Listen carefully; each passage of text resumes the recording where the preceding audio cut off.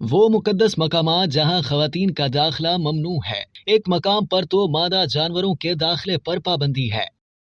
दुनिया भर में कई ऐसे मकामात हैं जहां खालिस नस्ल या मजहब के लोग ही दाखिल हो सकते हैं, लेकिन जापान और यूनान के दो ऐसे मुकद्दस मकामात हैं जहां खवातीन के दाखिल होने पर मुकम्मल तौर पर पाबंदी आयद है। गैर मुल्की वेबसाइट के मुताबिक यूनान के जजीरे नुमा माउंट एथोस नामी पहाड़ी रियासत 800 ईस्वी से ऑर्थोडॉक्स मसीहियों के लिए एक मोतबर इलाका समझा जाता है।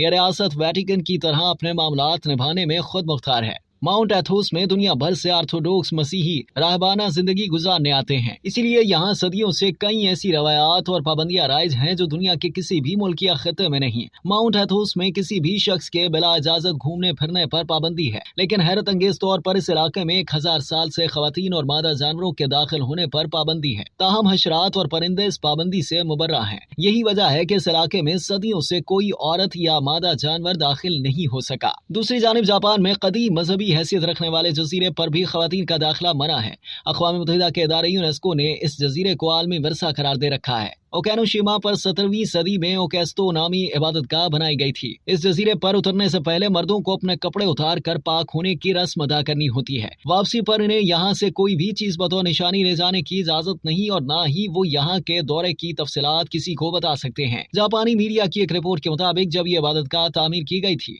तो ओकेनोशिमा पर समुद्र में जाने वाले जहाजों और चीन और कोरिया के लोगों के साथ तिजारती ताल्लुकात के लिए दुआ की जाती थी। इस जजीरे पर हजारों नवादिरात बतौर तोहफा लाए गए, जिनमें कोरिया से लाई जाने वाली सोने की अंगूठियां शामिल हैं। कदीम रवायात के मुताबिक मुकद्दस मकाम की हैसियत रखने वाले इस जजीरे पर हर साल सिर्फ एक दिन के लिए लोगों को जाने की इजाजत है। यहाँ आने वालों की तादाद में सिर्फ 200 अफराद तक महदूद है। इन्हें लाजमी तौर पर समुद्र में तहारत का अमल करना होता है।